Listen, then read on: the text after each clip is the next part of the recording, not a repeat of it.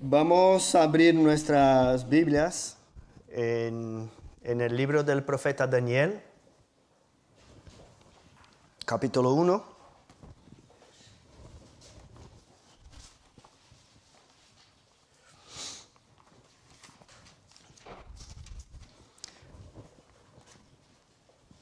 En esta mañana vamos a meditar en los dos primeros versículos. Pero antes de hacer la lectura, vamos a acercarnos al Señor en oración una vez más. Gracias, Padre, por esta mañana. Gracias por tus bendiciones. Gracias porque en tu trono celestial encontramos salvación, encontramos amor, gozo, misericordia. Te damos las gracias, Padre, porque tú eres nuestro Dios y Salvador. Estamos ahora con tu palabra abierta y te pedimos que tú hables con cada uno de nosotros aquí, que podamos salir de aquí animados por tu palabra. Háblanos, Padre, en esta mañana. En el nombre de Jesús que oramos. Amén. Dice así la palabra de Dios. Daniel 1, versículo 1. En el año tercero del reinado de Joacim, rey de Judá, vino Nabucodonosor, rey de Babilonia, a Jerusalén y la sitió. Y el Señor entregó en sus manos a Joacim, rey de Judá, y parte de los utensilios de la casa de Dios, y los trajo a tierra de Sinar, a la casa de su Dios, y colocó los utensilios en la casa del tesoro de su Dios. Vamos a quedarnos solamente en estos dos versículos. Y todos nosotros seguramente conocemos muchas de las historias de Daniel. Y hay historias increíbles, fantásticas. Y practicando un poco la imaginación, yo sé que no tengo la misma imaginación que los niños de allí detrás, y ni tampoco los mismos sueños fantásticos, pero podemos imaginar una historia diferente aquí en España, por ejemplo. Una España totalmente protestante. No sé si podéis imaginar. Si la reforma protestante aquí hubiese entrado en nuestro país, así como entró en Suiza o en Alemania.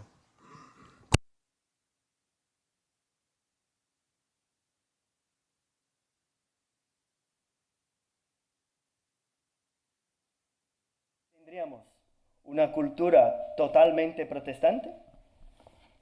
Tendríamos también por todas partes, incluso aquí en el casco, iglesias grandes, gigantes, templos históricos, y eso sería algo muy común aquí encontrar.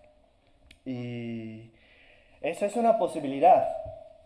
Ahora, la otra que me asusta solo de pensarla es que podríamos haber visto aquí en España muchas más muertes por la Inquisición, por ejemplo. Y una posibilidad que me encantaría sería pensar en lo que Lutero quería, que es una auténtica reforma en la Iglesia de Roma.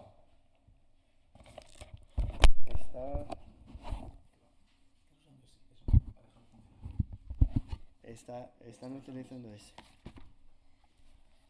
Vale, problemas técnicos aquí. Salgo un poquito de lo... Que estaba hablando de una de las posibilidades, si tenemos buena imaginación, es encontrar aquí en España algo que Lutero anhelaba, que es una reforma completa en la Iglesia de Roma. Eso sería algo interesante de pensar. Y muchos protestantes esperaron el Concilio de Trento allí en el siglo XVI como una solución para esos cambios necesarios. Pero sabemos que hubo allí una reforma moral, que era importante también, pero sin llegar a la reforma doctrinaria, que era el enfoque de la reforma protestante. Ahora, pensando en esas historias ficticias, ¿puedes imaginarte en un país totalmente diferente del tuyo? Vivir allí como esclavo, tener que cambiar tu nombre, lo que comes, aprender costumbres de ese país y no poder volver a tu tierra. Los chicos de allí detrás, Dudu y Alex, ¿podéis imaginar? Mirando hacia el libro de Daniel como un todo, vamos a ver que los 6 primeros capítulos son como un libro histórico, mientras que del capítulo 7 al 12 son descripciones de sus visiones y tienen características de un libro profético. Hablando entonces de esa parte que nos toca hoy, la introducción del libro, cuando queremos contar una historia empezamos ubicándola en el tiempo. Y es eso lo que hace Daniel en ese primer versículo, en esos 2 primeros versículos. O sea, el primer detalle que aparece aquí en el texto es que formamos parte de nuestra generación. Es decir, estamos ubicados en el tiempo. Daniel va a contar su historia en Babilonia, en el siglo VI antes de Cristo. Él cita aquí nombres de los reyes, con sus 2 reinos. El rey de Judá, llamado Joacim, y el otro rey de Babilonia, llamado Nabucodonosor. Y el pueblo de Dios, sabemos que aproximadamente 300 años antes de esa historia, se había dividido en 2 reinos. El reino del norte, reino de Israel, o también llamado de Samaria, y el reino del sur, el reino de Judá, cuya la ciudad principal era Jerusalén. Y Daniel era del reino del sur, era de Jerusalén. Y este reino había pasado por muchos reinados malvados, reyes idólatras. Incluso ese rey, Joacim, había subido al poder con el apoyo de Egipto. Y se mantenía en el poder porque era esclavo o estaba sumiso a la voluntad de Egipto. Sin embargo, Babilonia empezó a ganar poder, creció y ahora era un imperio gigante, una gran potencia mundial. Incluso Egipto, que tenía la supremacía en aquel entonces, tuvo que rendirse a Babilonia. Vamos a abrir ahí nuestras Biblias en el segundo libro de los Reyes, capítulo 24, versículo 7. Dice así: y nunca más el rey de Egipto salió de su tierra, porque el rey de Babilonia le tomó todo lo que era suyo desde el río de Egipto hasta el río Éufrates. O sea, Babilonia había conquistado todo. ¿Y qué hace uno que no quiere ser destruido por una gran potencia mundial? Pues se torna aliado de ella, ¿verdad? Pues vamos a leer ahí también, en este segundo libro de los Reyes, capítulo 24, el versículo 1. Dice ahí: en su tiempo subió en campaña Nabucodonosor, rey de Babilonia. Joacim vino a ser su siervo por 3 años, pero luego volvió y se rebeló contra él. ¿Qué vemos en este contexto histórico? Vemos que el reino de Judá había sido dominado completamente por Babilonia. Y lo que hacían los de Babilonia para conquistar un pueblo era cambiar completamente sus costumbres, ponerlos en contacto con gente de otros pueblos, mezclarles completamente. Y esa es una manera interesante de dominio, porque en 2 o 3 generaciones todo lo que ellos van a conocer es solamente la cultura en que ellos viven. Van a olvidarse completamente de dónde han venido. Y por eso el pueblo de Judá fue llevado cautivo y dividido en el reino de Babilonia. Y sabemos que Daniel y sus amigos pues formaban parte de ese escenario. Ahora, eso es lo que estaba pasando allí con Daniel. Y con nosotros, hoy, aquí en España, ¿en qué escenario estamos incluidos? Cada uno de aquí nos podría decir un detalle del mundo en que vivimos. Pero si nos enfocamos en el contexto de nuestro país, de una manera resumida y simplista, así como hizo Daniel, sabemos que el rey de España es Felipe VI y el primer ministro es Pedro Sánchez, ¿no? Eso es más o menos como Daniel presentó el contexto político de aquel entonces. Es una descripción sin emitir ningún juicio de lo que es bueno ni malo.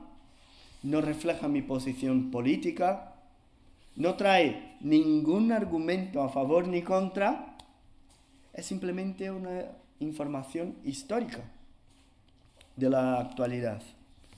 Exactamente como encontramos aquí en el primer versículo de este libro. Cada pueblo tiene su situación política, cada uno. El hombre se organiza por medio de acuerdos. Y cada acuerdo rige nuestro día a día. Debemos ser capaces de reconocer el ambiente en que vivimos y que este ambiente es moldeado por conquistas y ambiciones humanas. Somos hombres y mujeres de nuestro tiempo. Estamos bajo el interés de reyes, de presidentes, de alcaldesas. Uno puede haber venido a España porque está huyendo de una guerra, como sabemos que tenemos nuestras hermanas aquí de Ucrania. No están aquí porque han decidido venir así simplemente. Han venido huyendo de una guerra. Algunos sí han ido a vivir en un país diferente buscando mejores condiciones, incluso de trabajo, en tiempos de crisis. Se casaron, tuvieron hijos fuera de España, después volvieron. Lo que significa que sufrimos las consecuencias de nuestros gobiernos, de nuestros tiempos, sus alianzas, intereses, decisiones. Ahora, si nos enfocamos un poco más en nuestro contexto personal, pasamos por situaciones específicas. Tanto si cambio de curso en la universidad, si me voy a una carrera o a otra, si estamos bajo la influencia de nuestros jefes o de nuestros compañeros de trabajo. Afrontamos situaciones que son causadas por vecinos, por una fatalidad de salud, por nuestro matrimonio, por nuestros hijos, nuestros padres. Son tantas las situaciones que influyen en nosotros y no las controlamos. Si paramos aquí, este es un análisis muy sencillo y cada uno puede ahora mismo pensar en muchos detalles más.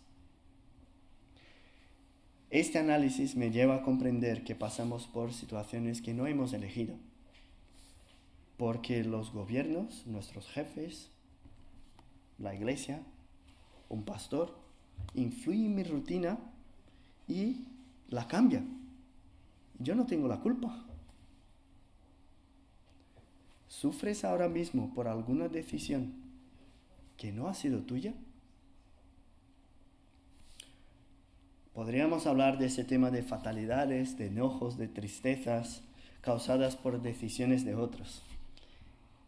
Lo que sí es verdad es que debemos reconocer que vivimos en un mundo que hay conflictos de intereses. Y parece muchas veces que somos simplemente víctimas de situaciones, de decisiones ajenas. Incluso como iglesia, a veces pensamos y sentimos eso. Pero hay un dicho popular de mucha sabiduría que dice: el hombre propone y Dios dispone. El hombre propone y Dios dispone. Y sabemos que este dicho tiene una base en las Escrituras, porque Proverbios 16:1 dice: del hombre son las disposiciones del corazón, mas de Jehová es la respuesta de la lengua. En Proverbios también encontramos: el corazón del hombre piensa su camino, mas Jehová endereza sus pasos. Es lo que vemos en estos dos primeros versículos. Aquí está el cambio que vemos en el versículo 2. En su primera frase dice, del versículo 2, si tenéis la Biblia ahí podéis acompañar. Dice, y el Señor entregó en sus manos a Joacim, rey de Judá, y parte de los utensilios de la casa de Dios. O sea, si en el primer versículo hemos visto que estamos en el mundo, ubicados en la historia, y que nuestra rutina sufre influencia de otras, ahora en el versículo siguiente, versículo 2, vemos que Dios controla nuestra historia. Sí, es verdad que estamos en el mundo, pero no somos del mundo. Mi profesor allí del seminario, cuando hablábamos de historia, nos decía algo interesante. Decía así, una cosa es el hecho histórico, lo que pasó, y la otra es el registro del hecho. El hecho y el registro del hecho. O sea, debemos comprender la diferencia que hay entre lo que pasó en aquel momento histórico y lo que Daniel veía en todo lo que sucedía. El hecho histórico es el dominio de Babilonia sobre Jerusalén. Punto. Sus detalles políticos, económicos, etc. Ahora, uno que no cree en el gobierno de Dios en toda la historia, aunque sepamos que Dios es quien la controla, jamás iba a describirla como Daniel diciendo, y el Señor entregó en sus manos. La manera como vemos el mundo, nuestra cosmovisión, determina la forma como reaccionamos a los acontecimientos. Y Daniel veía un mundo totalmente centrado en Dios. Vamos a mirar aquí en el libro de Daniel un poco más adelante y encontrar entre muchos de los textos de ese libro, versículos que revelan su cosmovisión. Y uno que es muy claro está en el capítulo 4, versículo 17. Dice así, la sentencia es por decreto de los vigilantes y por dicho de los santos la resolución, para que conozcan los vivientes que el Altísimo gobierna el reino de los hombres y que a quien Él quiere lo da y constituye sobre él al más bajo de los hombres. En ese texto Daniel estaba interpretando el sueño de Nabucodonosor, el rey que había conquistado Jerusalén. Ahora, uno que conocía la historia del reino de Judá, la cantidad de reyes que hicieron lo malo delante del Señor, las profecías que habían diciendo que Dios castigaría a su pueblo, justamente por la desobediencia y la idolatría.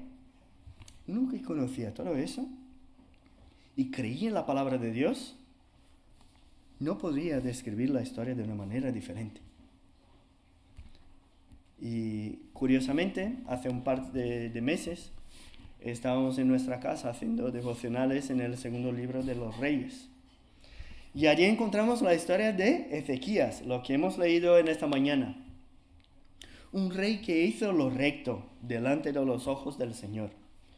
Quitó los lugares altos que había allí, quitó la idolatría del pueblo, destruyó la serpiente de bronce de Moisés, que todavía estaba allí, y el pueblo estaba quemando incienso para esa serpiente. Si os acordáis de este rey, Ezequías es el rey que estaba enfermo. Se enfermó y fue visitado por el profeta Isaías, y el profeta y Dios le dio 15 años más de vida. Pues hay una parte muy interesante de su historia, que es cuando recibe a los mensajeros de Babilonia, lo que hemos leído en esta mañana en nuestra liturgia. Él estaba enfermo, Babilonia envió mensajeros allí para visitarle y enviarle regalos. El rey, ¿qué hizo? Enseñó a esos mensajeros todas sus riquezas, toda su casa, todo su poder, Todo, todo, todo. No vamos a leer otra vez, pero está allí en el segundo libro de los Reyes, capítulo 20. Pero en ese punto, como Santiago ha leído hoy, el último versículo de nuestra lectura habla de la misericordia de Dios, que por lo menos en su tiempo habría paz. Dios le regaló con misericordia, pero la palabra del profeta de que iban a volver a por todos los bienes, incluso por los hijos, para que sean eunucos allí en Babilonia, se cumplió. Y se cumplió aquí, en el tiempo de Daniel, en el reinado de Joacim. Y en el capítulo 24 del segundo libro de los Reyes, leemos el juicio de Dios sobre Jerusalén. Vamos allí y vamos a leer los versículos 3 y 4. Dice así: ciertamente vino esto contra Judá por mandato de Jehová, para quitarla de su presencia por los pecados de Manasés y por todo lo que él hizo, asimismo por la sangre inocente que derramó, pues llenó a Jerusalén de sangre inocente. Jehová, por tanto, no quiso perdonar. Eso es lo que estaba en la palabra de Dios. Daniel la conocía. Y sabemos que tardó un poco más hasta que Jerusalén fuese totalmente destruida. Por eso aquí en el texto de Daniel 1 dice que llevaron parte de los utensilios de la casa de Dios, porque volvieron a por lo que quedaba. Vemos también que la historia coincide con las profecías, y hay otra profecía muy importante que tenemos que leer en esta mañana, que está en Jeremías, en el profeta Jeremías capítulo 25, versículos 8 y 9. Dice así: por tanto así ha dicho Jehová de los ejércitos, por cuanto no habéis oído mis palabras, he aquí enviaré y tomaré a todas las tribus del norte, dice Jehová, y a Nabucodonosor, rey de Babilonia, mi siervo, fijaos en las palabras, mi siervo, y los traeré contra esta tierra y contra sus moradores, y contra todas esas naciones en derredor, y los destruiré, y los pondré por escarnio y por burla en desolación perpetua. Todas profecías que venían antes del profeta Daniel. Él las conocía y creía en Dios. Creía en un Dios creador y mantenedor de todas las cosas. Hay reyes e imperios poderosos. Sin embargo, hay uno que es Rey de Reyes. Existe un reino de Judá y un reino de Babilonia, pero existe un reino celestial que es eterno y que está sobre todos los demás reinos. Mis hermanos, Dios es Rey de Reyes. Y estudiando este libro vamos a tener una comprensión más amplia de sus significados si reconocemos el Dios de Daniel. Y no solamente la fe que tenía, sus historias, la perseverancia de Daniel y sus amigos. Tenemos que conocer en ese libro el Dios de Daniel. Vemos allí en el capítulo 2 de Daniel, versículos 19 al 23, cuál es el centro de su vida. ¿Cómo reaccionó cuando descubrió el sueño de Nabucodonosor y su significado? Daniel 2, 19. Dice así: entonces el secreto fue revelado a Daniel en visión de noche, por lo cual bendijo Daniel al Dios del cielo. Y Daniel habló y dijo: sea bendito el nombre de Dios de siglos en siglos, porque suyos son el poder y la sabiduría. Él muda los tiempos y las edades, quita reyes y pone reyes, y la sabiduría y da sabiduría a los sabios, y la ciencia a los entendidos. Él revela lo profundo y lo escondido, conoce lo que está en tinieblas, y con él mora la luz.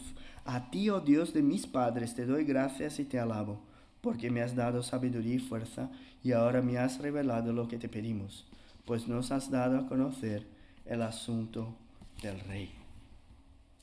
Qué bonito ver esa oración de Daniel y su fe. Nabucodonosor y su gran imperio estaba delante de Daniel. Él sabía que este emperador tenía en sus manos el poder para quitar o mantener su propia vida, para desplazarle de pueblo incluso. No obstante, no es eso lo que le llama la atención. No es eso lo que le conmueve. En estos versículos, Daniel nos muestra que su gozo está en ver cuán grande es Dios. Él muda los tiempos y las edades, quita reyes y pone reyes, da sabiduría a los sabios y la ciencia a los entendidos. Estaba claro, Nabucodonosor había sitiado a Jerusalén y la había llevado cautivo. Pero también estaba claro que el Señor que entregó a Jerusalén en las manos de Nabucodonosor. Porque Dios gobierna sobre los reyes. Es Dios que conduce la historia. Lo hace por medio de las proposiciones de los hombres, pero sí que es Él, nuestro Dios, que gobierna toda la historia. Mirando hacia estos dos versículos, son dos versículos. ¿Cómo debo aplicar eso en mi vida? Debemos reconocer ahora, en esta mañana, que Dios tiene el control de cada detalle de nuestra vida, cada uno de ellos. Nuestras hermanas ucranianas, sabéis, estáis aquí porque vuestro país está en guerra, pero estáis aquí porque esta es la voluntad de Dios para vosotras. ¿Aprobamos o no a un examen para ingresar en la universidad o en el ejército, como lo está haciendo Sami? Por lo mucho o lo poco que nos dedicamos. Pero también sabemos que es Dios el que decide dónde y cuándo voy a aprobar. Estamos ahora mismo sin un pastor de tiempo integral aquí en la iglesia, porque el pastor de aquí recibió una invitación. Sí, pero Dios es el que gobierna esa situación y lo que quiere es madurar a esa iglesia y con su gracia todo eso va a obrar para el bien de cada uno de nosotros aquí. Eso está bajo el poder y el control del Señor. No estamos en un barco a deriva, un barco sin rumbo, tomando golpes de todas partes sin que nada tenga sentido.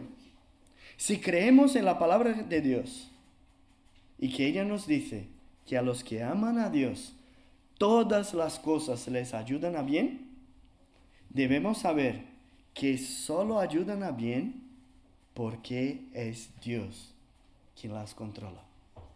Es por eso que ayuda bien.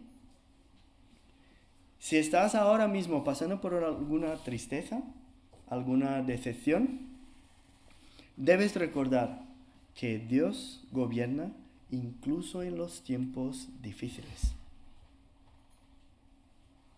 Porque a veces cuando pasamos por frustraciones, esa verdad parece que se queda olvidada dentro de nosotros. Dudamos, nos quejamos. No conocemos, no reconocemos ni el amor de Dios hacia nosotros, ni mucho menos su castigo cuando necesitamos. Parece que estamos sufriendo al azar. Pero la palabra de Dios nos recuerda en esta mañana que aunque Nabucodonosor tenía mucho poder, el Señor es quien entregó a su pueblo en sus manos. Todo lo que pasa en tu vida está bajo el control del Señor. Y todo debería ser recibido de esa manera. No te quedes dando vueltas en el versículo 1 de ese texto. en el contexto histórico solamente. No des más importancia a la situación política de nuestro país que a la soberanía de Dios sobre reyes e emperadores. No te quejes tanto de las cosas que pasan o que dejan de pasar en tu vida pensando que eres víctima de un mundo impío y sin Dios. Es verdad, el mundo es impío y está sin Dios. Pero eso no es toda la verdad. Hoy la palabra de Dios te invita a ver más allá de los reinos humanos, más allá de las decisiones humanas. Porque los hechos históricos son iguales para creyentes y no creyentes. Situaciones buenas y malas vienen para creyentes y para no creyentes.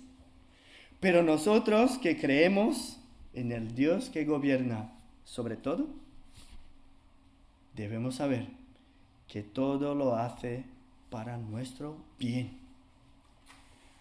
Hoy somos invitados a ver que es Dios que dispone. Y mi oración es para que Él mismo te dé fe, para que camines por ella y no por vista, por las cosas que están delante de nuestra vista. Y que esta palabra os traiga mucho ánimo para reconocer que nuestro Dios reina. Vamos a orar.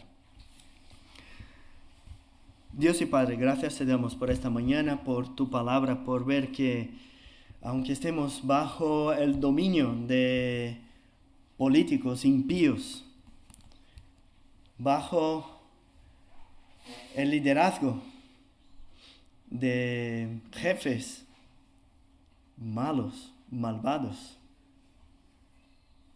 muchas veces pasamos por tantas situaciones que no controlamos.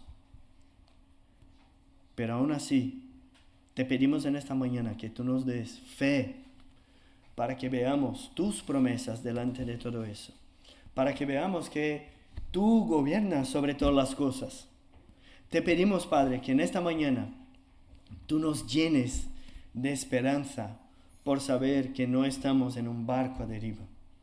Por saber, como Daniel, que tú eres el Señor de señores, el Rey de reyes. Danos, Padre, esa fe para que caminemos en nuestra lucha, en el día a día, con nuestras decisiones, con nuestras dudas, y que podamos verte en todo lo que pasa con nosotros. Ayúdanos, ayuda incluso a toda esta iglesia, reconocer en cada uno de los hechos, cada momento histórico de esa iglesia, que cada uno aquí pueda reconocer que tú estás aquí, sigues aquí y seguramente va a obrar para bien de todos aquellos que te aman. Gracias, Padre, por tu palabra. Bendícenos en el nombre de Jesús que oramos. Amén.